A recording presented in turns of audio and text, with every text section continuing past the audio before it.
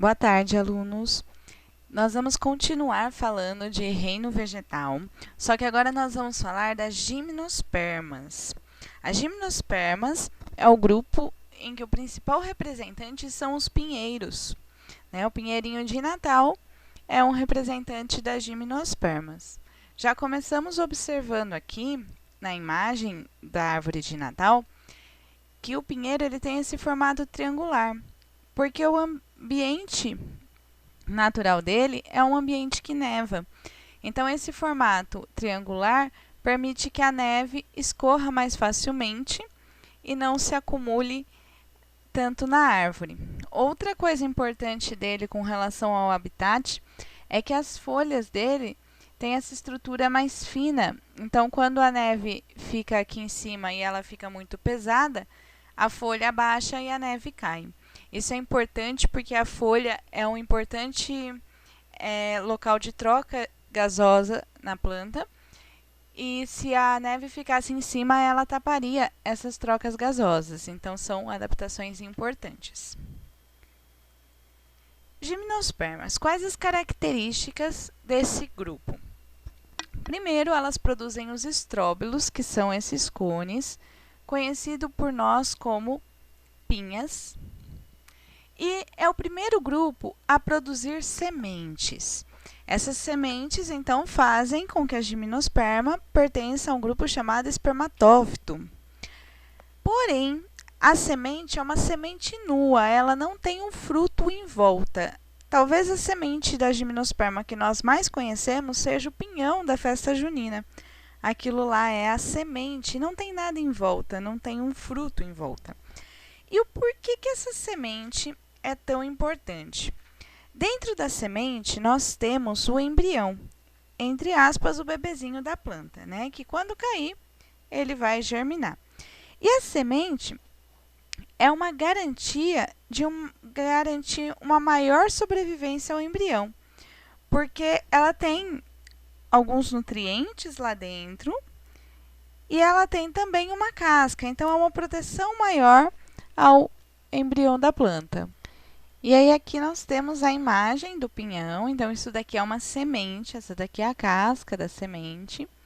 E aí quando nós abrimos o pinhão, nós temos essa estrutura, que são os nutrientes para o comecinho da vida desse embrião. E lá dentro, se você cortar o pinhão no meio, você vai ver que tem um filetinho mais grosso, que é o embrião.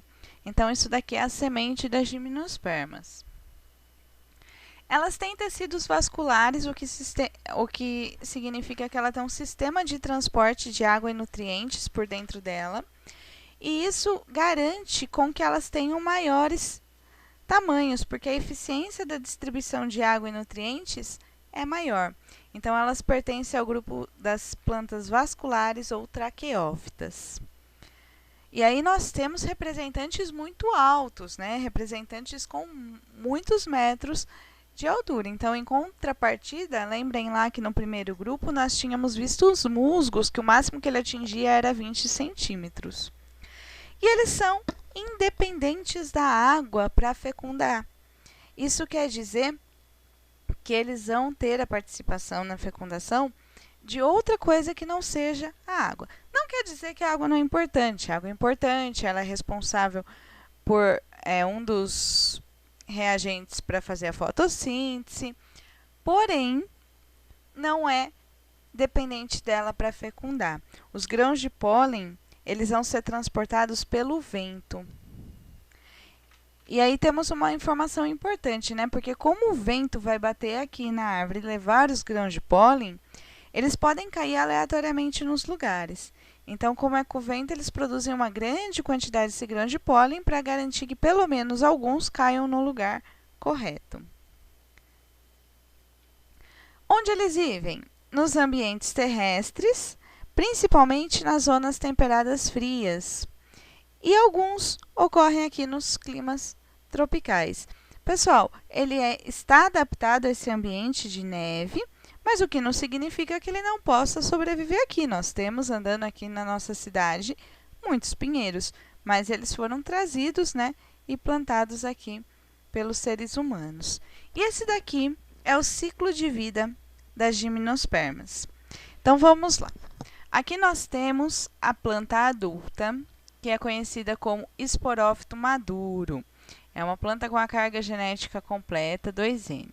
Então, diploide. Ó, tudo que tiver de vermelhinho é diploide, quer dizer que o material genético está lá em pares, né? 2 cargas de cromossomos. Nessa planta, nesse esporófito adulto, nós temos algumas folhas modificadas, e essas folhas modificadas são chamadas de esporófilos, e elas estão agrupadas em estróbilos. Então, nós vamos ter aqui, ó, os estróbilos ou cones, né? Conhecidos como cones com microsporângios. Os cones microsporangiados são os masculinos. Sempre que você encontrar o micro aqui na planta, está se referindo à parte masculina, que ela tem uma estrutura menor do que a feminina. E aqui nós temos o cone ovulado, que é a parte feminina. Aí, esse cone, ele vai ter aqui a célula que vai sofrer a meiose. Lembrando que a meiose, ele vai produzir de uma célula 4 células com metade do material genético. E ele vai produzir, então, os micrósporos, que vão formar os grãos de pólen.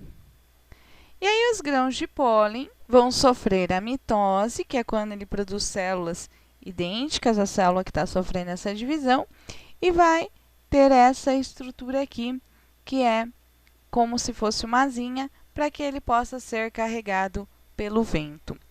Então, assim se dá a formação do grão de pólen. Lembrando, pessoal, que o grão de pólen é uma estrutura que vai ter o gameta masculino da gimnosperma. Então, ele é conhecido como um gametófito masculino, porém imaturo. Nós já vamos ver quem é o gametófito masculino maduro. E aí, esse grão de pólen, quando o vento bate, ele vai voando aqui e ele vai polinizar a parte feminina.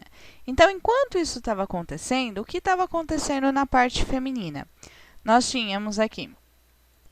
temos aqui a estrutura do óvulo e nós temos aqui, pessoal, essa célula mãe.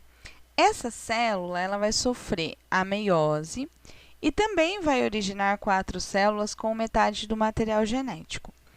O que vai acontecer é que 3 dessas células vão se degenerar e morrer. E uma delas vai formar o megásporo. E aí, essa célula, esse megásporo, ele vai sofrer divisões e vai originar o megagametófito, que é a estrutura que vai ter o gameta feminino. O gameta feminino, no caso aqui, vai se chamar oosfera. E aí, quando esse grão de pólen ele atingir essa região aqui, ele vai ter o crescimento do tubo polínico, que é um tubo que vai levar o núcleo masculino, que vai fecundar o feminino, até ele. Então, esse tubo polínico, esse sim é o gametófito masculino maduro. Aí, ele vai fecundar, vai formar o embriãozinho, né? Metade do material genético do masculino com o feminino dá o embrião 2N. Esse embrião vai sofrendo mitoses e vai crescendo. E aí, aqui em volta, nós vamos ter os nutrientes para os primeiros dias de vida desse embrião. E o óvulo, que era a estrutura onde tinha o gameta feminino, ele vai se tornar a semente. E aí, essa semente, se cair e germinar, vai virar o esporófito adulto, conforme for crescendo até ficar maduro. Aqui nós temos, pessoal, uma explicação separada da estrutura masculina e feminina. Então, essa parte aqui, ó, que nós vimos aqui, da masculina, aqui nessa imagem. Então, ó, nós temos o microestróbilo, e aí nós temos aqui dentro, ó, o microsporócito. Então, toda a parte masculina é o micro. Essa é uma célula. Essa célula vai sofrer a meiose, é uma célula 2N, vai sofrer a meiose, e produzir 4 células com metade do material genético, que são os micrósporos. Aí, cada micrósporo vai sofrer as mitoses e vai desenvolver essas estruturas. Então, o que nós temos aqui? Nós temos a asa da parede do grão de pólen, que é o que possibilita que ele seja levado pelo vento. Nós temos a célula do tubo, que vai fazer o tubo polínico crescer. Então, olha aqui a célula verdinha, observa que ela vai fazendo esse crescimento para levar os gametas masculinos até a parte feminina. Nós temos a célula geradora, e aí essa célula geradora, ela vai se dividir originando uma célula estéril e uma célula espermatogênica. Essa célula estéril, ela vai permanecer aqui, ó. E essa célula espermatogênica, ela vai se dividir em 2 núcleos espermáticos, que são os gametas masculinos, que é o que vai pelo tubo polínico para fecundar a oosfera. E aqui nós temos as células protalares. Aqui, pessoal, nós temos a parte feminina, né? Aquela parte que nós tínhamos visto no esquema aqui, ó, detalhadamente aqui. Então, aqui nós temos o megaestróbilo, que é a parte feminina, mega. Nós temos aqui, ó, o megasporócito, 2N. Nós temos o tegumento e o núcleo. E aí, isso daqui vai sofrer a meiose. Uma célula vai produzir 4, com metade do material genético cada. Dessas 4, 3 vão degenerar e uma vai virar o megásporo. Esse megásporo, ele vai se dividir sucessivamente por mitose e vai originar o megagametófito. Então, olha ele aqui. Onde se formam um ou mais arquegônios. Então, aqui nós temos um arquegônio. E no interior desse arquegônio, nós temos a oosfera, que é o gameta feminino. E isso tudo aqui é a estrutura do óvulo maduro. Quando ele for fecundado, vai aqui o megagametófito e vai se formar o embrião. Aí, essa estrutura que está aqui, ela vai ser os nutrientes para o começo da vida do embrião. O embrião vai ser o bebezinho, né, da planta que vai crescendo. E essa parte aqui do óvulo deu origem à casca da semente. Então, nós temos a semente nua, mas é uma proteção maior ao embrião do que se não tivesse a semente. E aqui, novamente, o ciclo. Então, né, o esporófito adulto, a parte feminina, com a produção da oosfera lá dentro do arquegônio. Nós temos a parte masculina, com a produção dos grãos de pólen. Os grãos de pólen são levados pelo vento ao cair aqui na entrada do óvulo, na micrópila. Vai ter o crescimento do tubo polínico, que vai levar os núcleos espermáticos até a oosfera e fecundar. O embrião vai crescer, o óvulo vai se tornar a semente, os nutrientes, e a semente, quando cair e germinar, vira um esporófito adulto novamente. A fecundação, pessoal. Essa fecundação pode acontecer de vários núcleos espermáticos fecundarem várias oosferas. Então, formariam vários zigotos, vários bebezinhos. Só que somente um dos embriões vai se desenvolver. E isso é importante porque se é um só deles que vai se desenvolver, os nutrientes disponíveis ali são todos para ele, não tem nessa competição.